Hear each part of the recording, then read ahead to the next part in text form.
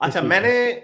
एक क्वेश्चन आपसे पूछना था, क्योंकि मैंने वो, जैसा कि आपको पता है, मैं आजकल वो रिसेंटली उसको मैंने वो बुक पूरी पूरी की थी 800 सफ़ों की, जो डॉक्टर इश्तियाक अहमद ने जिन्ना के ऊपर लिखी है। उसके अंदर एक महलतीसे के चौथे चैप्टर में एक उन्होंने सैयद अहमद खान का भी जिक्र किया। तो हमें पाक स्टडीज में पढ़ाया जाता था कि सैयद अहमद खान ने एजुकेशन पे बड़ा जोर दिया था। हम्म। उन्होंने एजुकेशन पे कि लोगों को तलकीन की थी। तो एक उन्होंने बुक लिखी थी, द कॉजेज ऑफ जो रिवॉल्ट हुआ था 1857 का, तो हम्म। उसको वो रिवॉल्ट कहते थे, जबकि बाकी के लोग उसको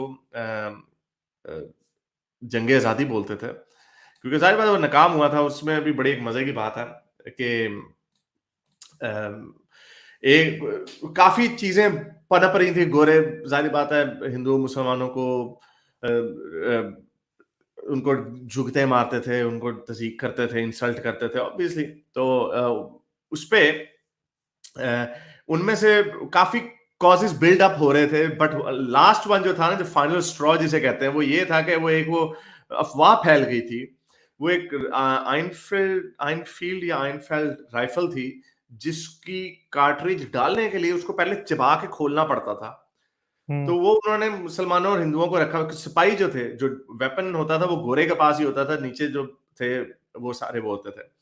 तो उन्होंने ये मशहूर ये कर दिया था, कोई अफवाह छोड़ दी थी किसी ने, कि उन्होंने ना उसको पिग फैट और हाँ। गाय के फैट से काउ उन्होंने फैट। उसको लगाया। हाँ, वो काव हाँ। फैट उन्होंने लगाया। उन्होंने कहा एक तीर से दोनों शिकार हो जाए। पर क्योंकि गोरों की एक साख ऐसी बनी हुई थी कि जाहिर बात है वो कहते होंगे काले और ये वगैरह में झुकते मारते होंगे गंदी गंदी।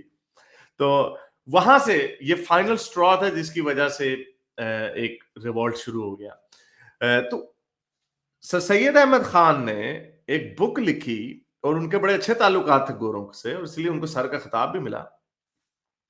उन्होंने असबाबे जंगे आजादी या बगावत, असबाब बगावत बनती है उसकी इंग्लिश, तो उसको इंग्लिश में ट्रांसलेट, इंग्लिश में भी लिखा, जिसको गोरों ने पढ़ा और गोरों ने उससे सबक सीखा। तो उसमें एक उन्होंने वजह लिखी। उन्होंने उसमें एक में बताया था कि गोरे जो हैं हमारा, हमारे लोकल कल्चर्स का की रिस्पेक्ट नहीं करते। इन्होंने स्कूल खोल दिए हैं, और स्कूलों में लड़कियां पढ़ती हैं, और लड़कियां पढ़ती हैं तो वहां पे वो पर्दा नहीं करती। तो ही hmm. Oppose that. Sir Syed Ahmad Khan, जिसको कहा जाता है जी बड़ा बीकन माना जाता है, and I used to respect him, मुझे नहीं पता था इसका ऑब्वियसली। तो ये खैर उनकी बुक में डॉक्टर इश्तियाक अहमद ने लिखा है कि उनकी वो बुक का उन्होंने रेफरेंस दिया।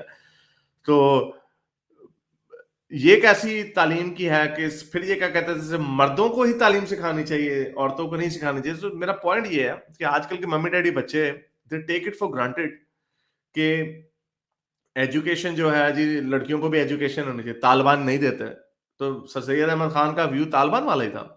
What do you think, what do you से ऑन दैट? अरे बिल्कुल यही बात है। अब सर सैयद अहमद खान, अब आप ये देखेंगे, आज से तकरीबन 150 साल पहले की बात है सारी। तो 150 से भी ज़्यादा हो गए हैं। तो एटलीस्ट हम ये कहते हैं कि अपने वक्त का वो सबसे इनलाइटेड मुसलमान होगा। मगर अगर आज के दौर से कंपेयर किया जाए तो वाकई ज़ाहिर बात है तालिबान ही था। और मगर तालिबान से अच्छा भी था कि ज़ाहिर बात है वो तो गोरे की हुकूमत को एक्सेप्ट कर रहा था। सर या सैयद अहमद खान को मुसलमानों की तरफ से एक दफ़ा तो बैकलैश नहीं आया। जब चार्ल्स डार्विन की ओरिजिन ऑफ स्पीशीज सामने आई तो सर सैयद अहमद खान ने पढ़ ली, और सर सैयद अहमद खान ने किसी रिसाले में एक आर्टिकल लिख दिया एवोल्यूशन के हक में। मौलविया ने सर सैयद अहमद खान से दोबारा रिव्यू करवाया, कलमा पढ़वाया जी।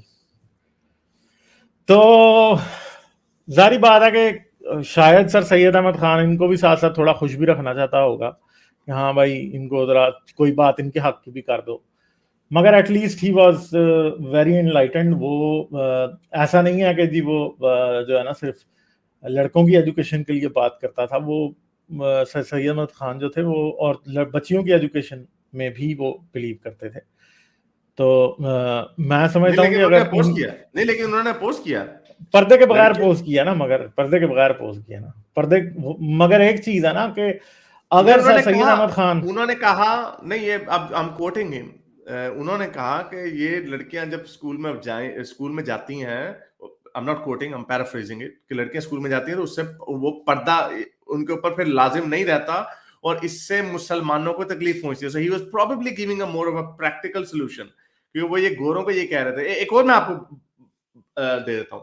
इसी बुक में उन्होंने एक और जगह पे ये लिखा कि जब कमराडरी बनती है, जब आप उनको एक ग्रोह में एक बटालियन में डालते हैं, तो आपने गोरों को, उन्होंने कहा कि आपने रख दिए हिंदू और मुसलमान सिपाही दोनों एक लेवल के, साथ बैठते हैं, साथ खाते हैं, साथ पीते हैं, तो उनके अंदर कमराडरी बनती है, which is actually a hardcore criticism. तो उसके बाद उन्होंने कहा ये इससे हिंदू मुसलमान का जो फर्क है वो खत्म हो जाता. तो गोरे ने इसके बाद उनकी जो रेजिमेंट्स हैं वो अलहदा कर दी. हाँ वो बात ठीक है, मगर मैं जो आखिरी एक बात कहना चाह रहा था वो ये था कि अगर सर सैयद अहमद खान ना होता तो इंडिया के मुसलमान और पाकिस्तान के मुसलमान और भी पीछे होने थे, क्योंकि बहुत से लोगों को एजुकेशन और सारा कुछ सर सैयद अहमद खान की वजह से मिला. ये बात थी एक ज़रूर. चलो, उन्होंने वैसे मेल एजुकेशन पे तो बात की. आई थॉट कि was across the board, but obviously in this one doctor Ishtiaq Ahmed is quoting his book. So मेरे इस नेक काम को जारी रखने के लिए मुझे पेपैल या पेट्रियन पे जरूर सपोर्ट कीजिए, ताकि मैं अपना पैगाम ज्यादा से ज्यादा लोगों तक पहुंचा सकूं.